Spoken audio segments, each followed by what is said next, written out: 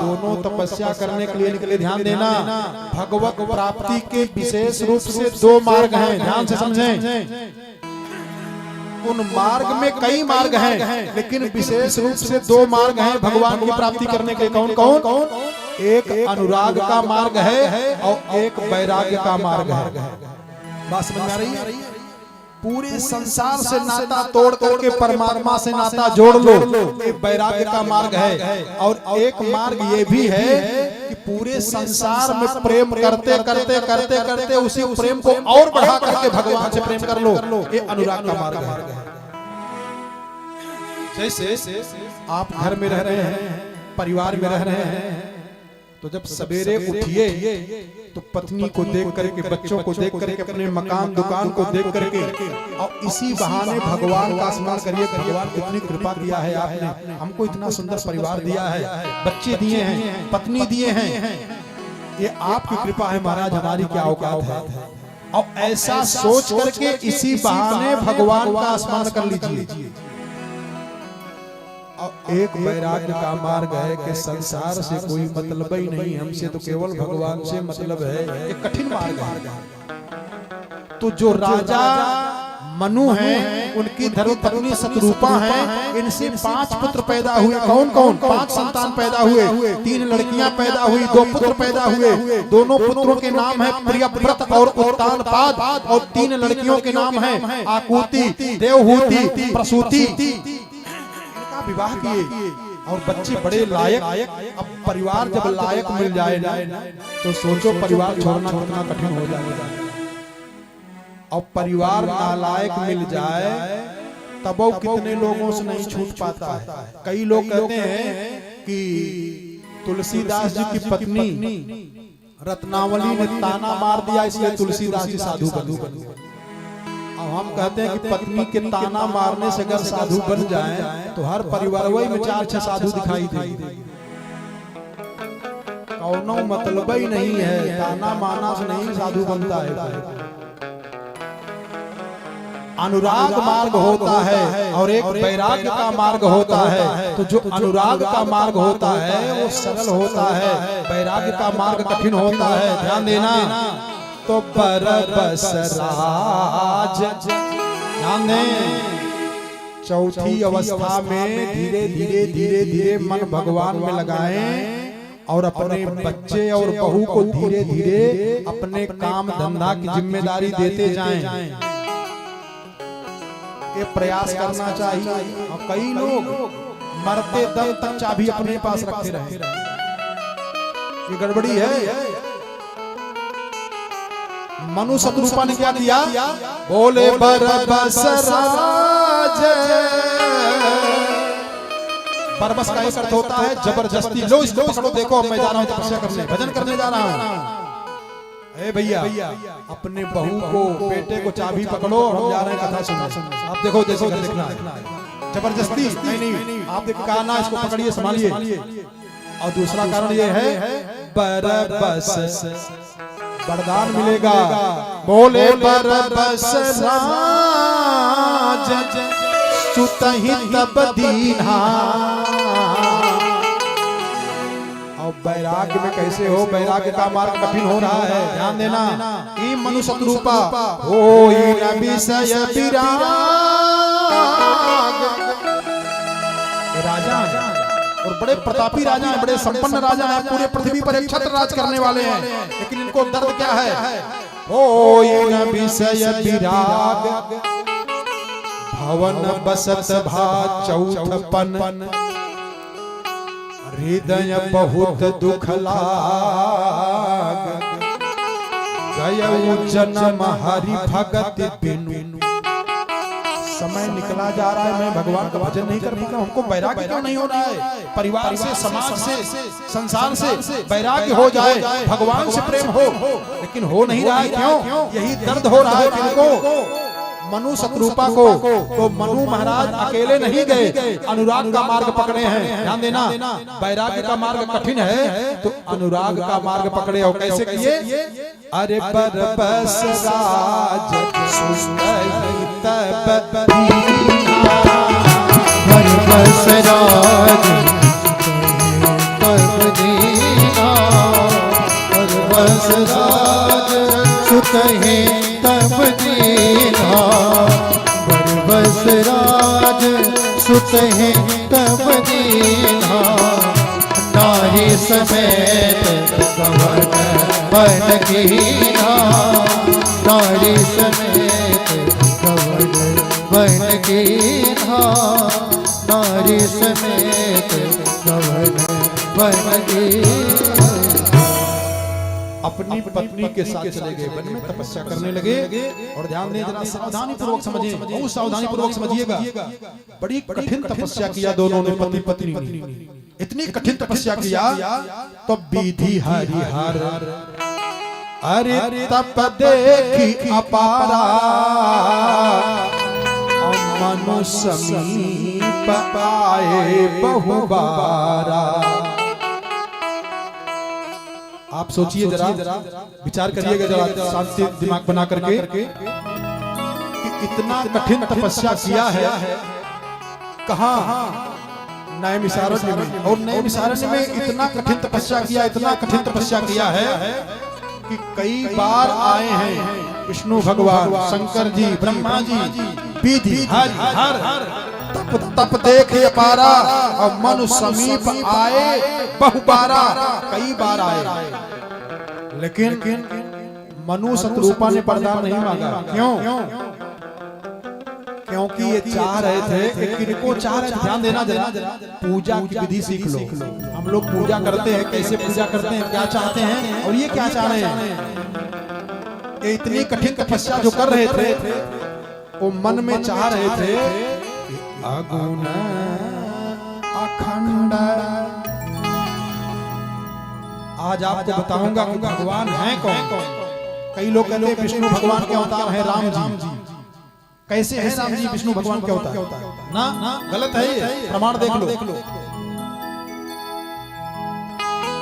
मनु समीप आए बहुबारा, विधि हर हरि माने विष्णु भगवान, हर माने शंकर जी, विधि माने ब्रह्मा जी। ये तीनों कई बार गए। तो अगर विष्णु भगवान का अवतार होता राम जी का, तो इन्हीं से मांग लेते, लेकिन इनसे नहीं मांगे। ये चाह किसको रहे हैं? वो परात्पर पूर्णतम ब्रह्म, जो आपका काम, पूर्ण काम, परम निष्काम है, उनको करें कैसे? बोले अगुण अखंड अनंत अनादि, अगुण अखंड अनंत अनादि,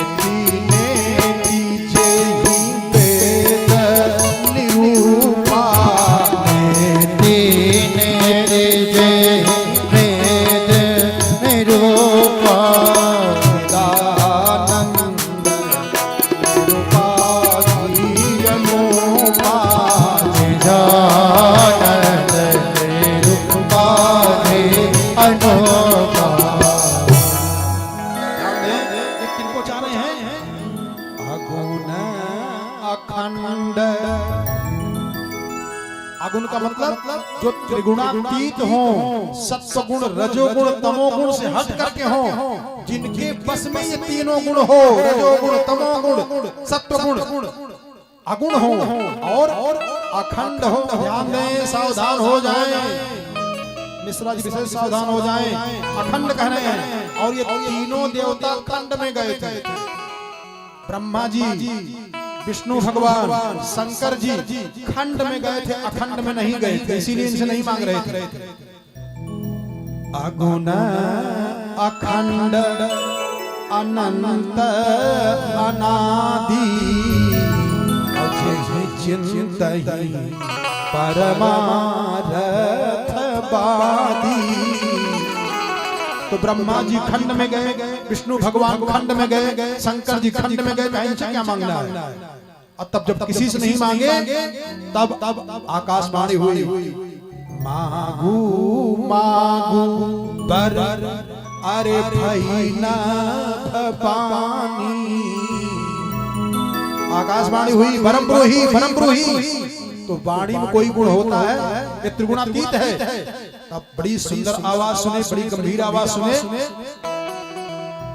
तो मृतक जियावानी गिरा सुहाई। उस आवाज को सुन करके मनु शतरूपा को बड़ा आनंद आया, सुख मिला। तो कहा महाराज आप प्रकट हो जाइए। तो जब भगवान प्रकट हुए तो बड़ा सुंदर स्वरूप है भगवान, बड़ा सुंदर स्वरूप है भगवान का। इतना सुंदर है, इतना सुंदर है कि जिनका कोई वर्णन नहीं कर सकता है। और भगवान जब आए हैं अपनी सुंदरता को लिए हुए, उपजहि जासु अंश से नाना, जिनके अंश से समस्त देवताओं की उत्पत्ति होती है वो भगवान आए। और अकेले नहीं आए, खंड में नहीं आए, अखंड में आए। कैसे? बोले बाम भाग सोफती अनुकूल, भाग सो अनुकूला, भाग सो अनुकूला, आदि छवि जग मूला, आदि शक्ति सर्वनिधि जग मूला, आदि शक्ति सर्वनिधि जग मूला, आदि शक्ति सर्वनिधि जग मूला। भगवान अपनी शक्ति के साथ में प्रकट हुए। भाग जैसे इन भगवान के अंश से समस्त देवताओं की उत्पत्ति होती है, ऐसे इनके बगल में भगवती भास्वती त्रिपुर सुंदरी राजराजेश्वरी आदि शक्ति छवि निधि जगमूला। इसलिए गोस्वामी जी ने लिखा, उद्भव स्थित संहार कारिणी क्लेश हारिणी सर्वश्रेयस्करीं सीताम नतो हम राम वल्लभाम। हम बात समझ आ रही है? भगवान अपनी धर्मपत्नी शक्ति और शक्तिमान दोनों के साथ में प्रकट हुए। और समझ लो, सीख लो, आप जितने लोग बैठे हो, गृहस्थ आश्रम में रहने वाले को 5 देवताओं की कम से कम रोज पूजा करनी चाहिए। और मंत्र जपने वाले को निश्चित रूप से भगवती और भगवान दोनों का जप करना चाहिए। एक का जप करने से पाप होता है गृहस्थ आश्रम में रहने वाले को।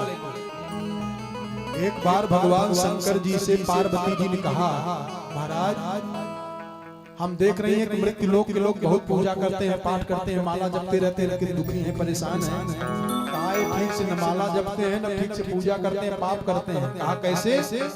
तो शंकर जी ने गोपाल तंत्र में बताया कि गौर तेजो विनायस्तु श्याम तेजः समर्चयेत्, जपेत् वा ध्यायतो वापि स भवे पातिकी शिवे।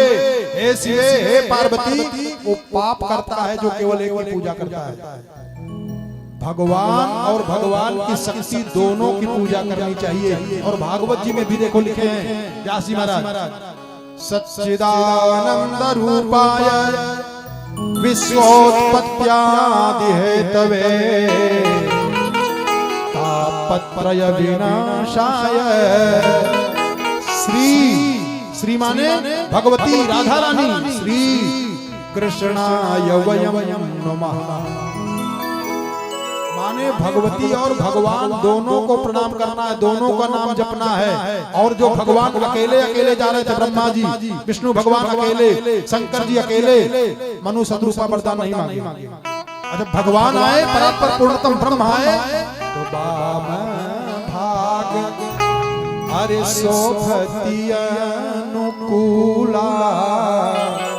जैसे भगवान दिव्याति दिव्य परम सुंदर, ऐसे उन्हीं के अनुकूल, उन्हीं के समान ही भगवती भी सुंदरता लिए हुए हैं। उपजहि जासु अंश गुण खानी